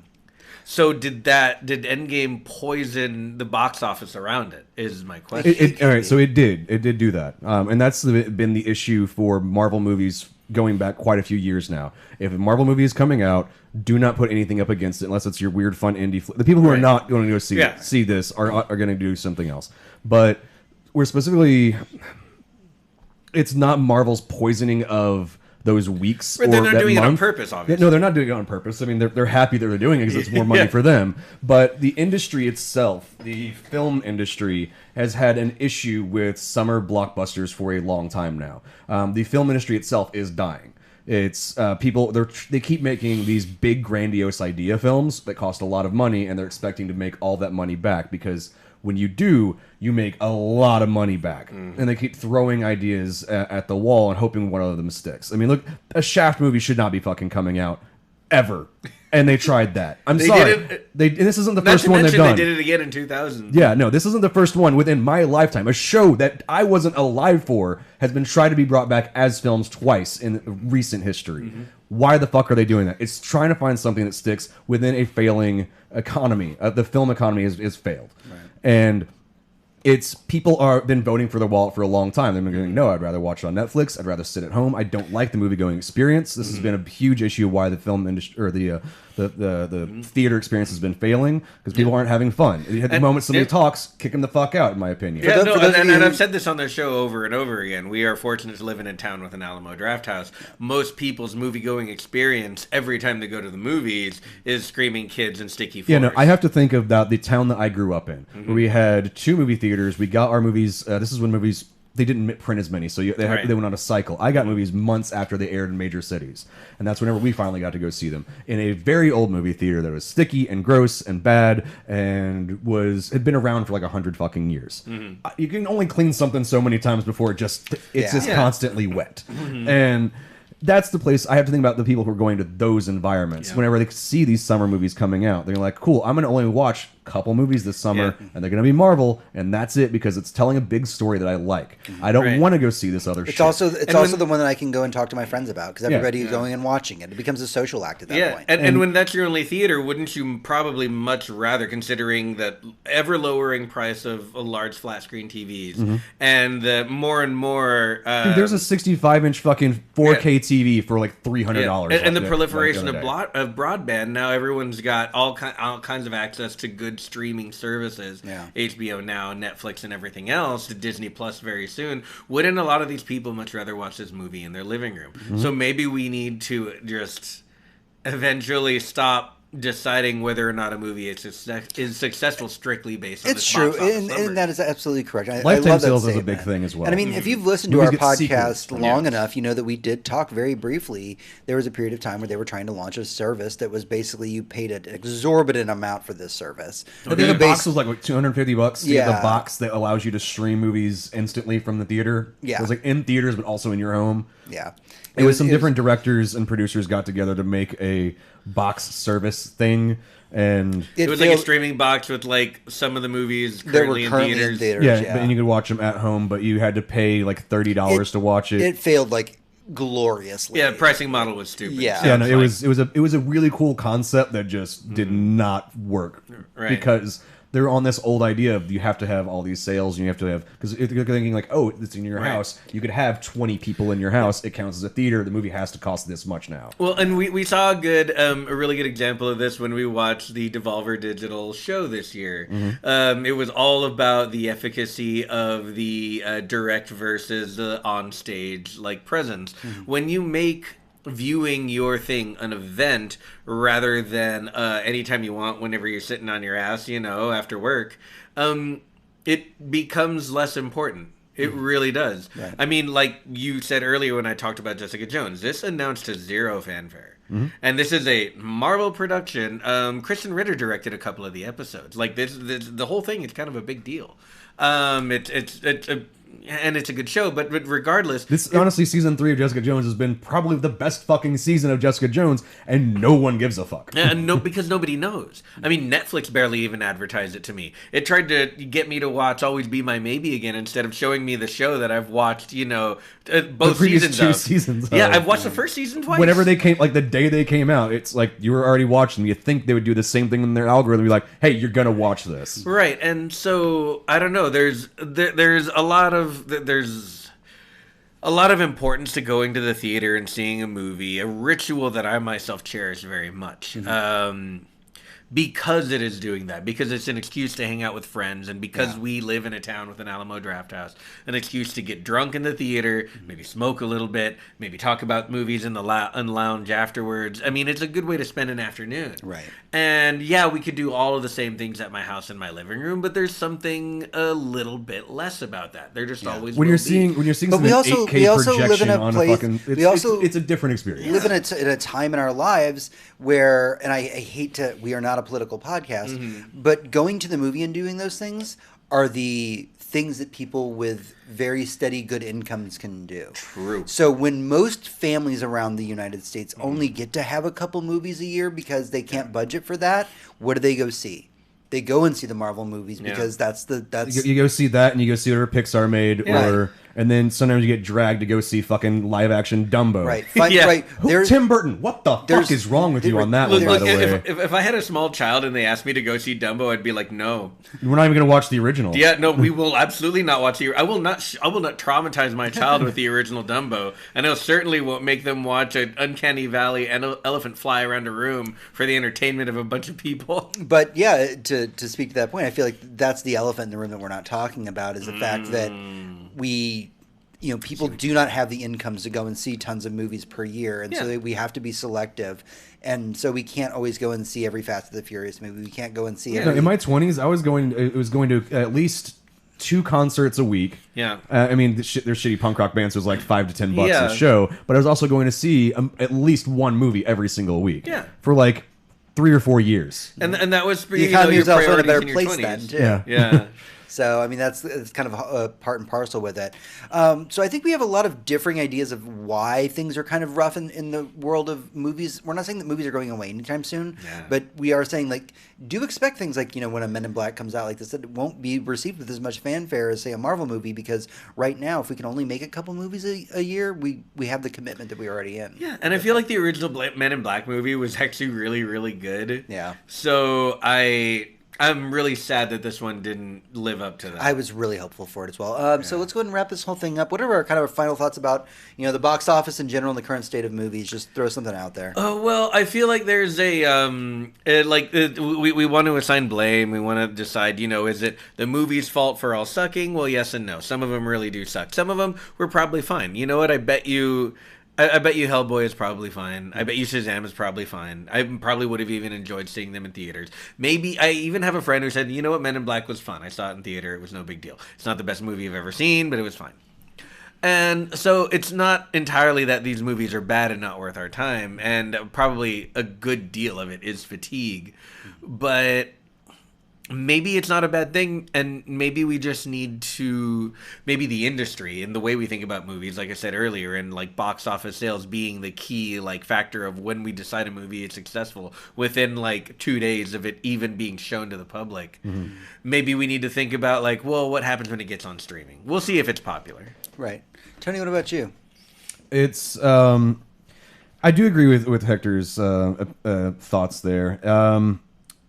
I feel like it's a little bit different though, in that we have to be, because so many of the films going on right now are so mediocre, I guess you could say, Right. that you have to be very selective on what you want to go do, on where you want to spend your free time. Mm-hmm. I'm trying to think of not only just the small town that I grew up in, but also a family of 4 to 6 people, you know, Jesus. just trying to take everybody to go do a thing during the summer. Mm-hmm. And that doesn't seem like fun to me. Yeah. That is the opposite of if I don't want to be around that personally, I'm surprised. I'm pretty sure they don't want to be there as well. Right. And I think that's coming into it.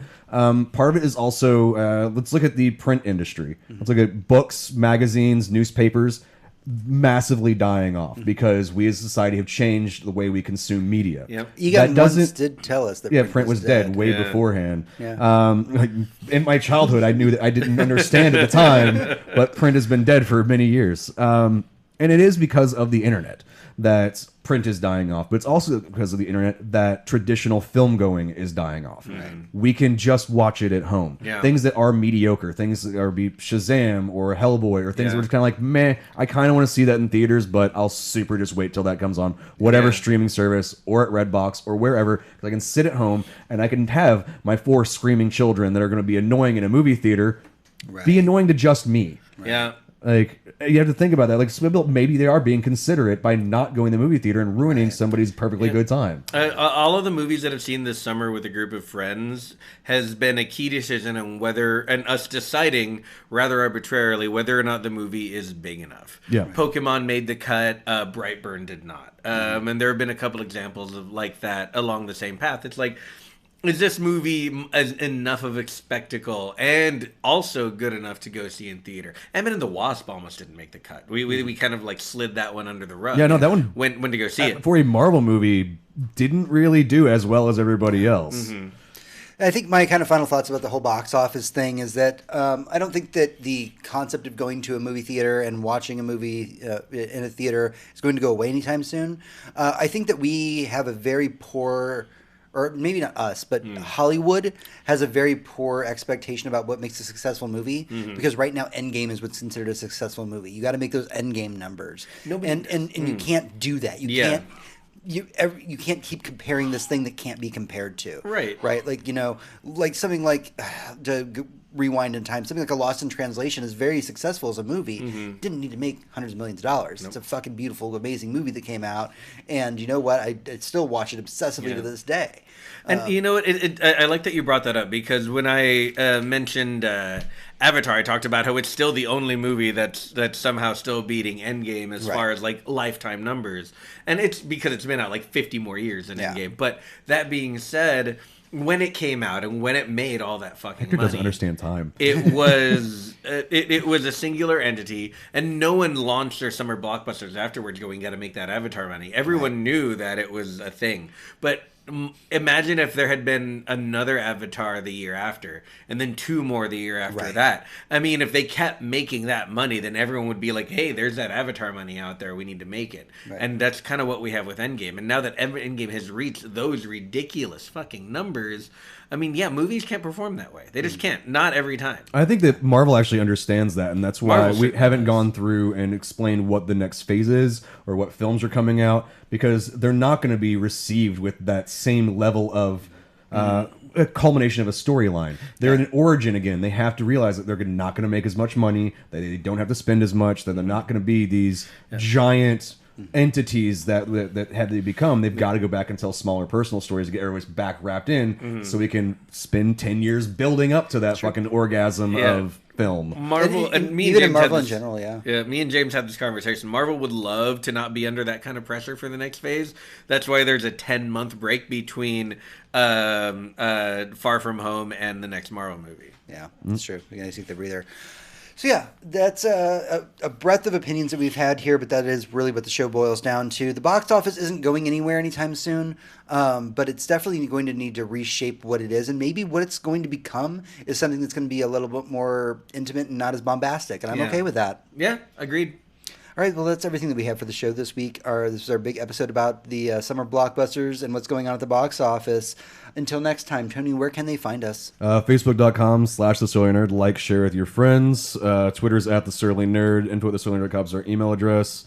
Website, surlynerd.com. You can read some shit or whatever. Yeah, that's going to be it. That's everything we have for the show this week. Until next week, for Tony, this is James. For James, is Tony. And I'm Hector. Adventures, good night. And good game.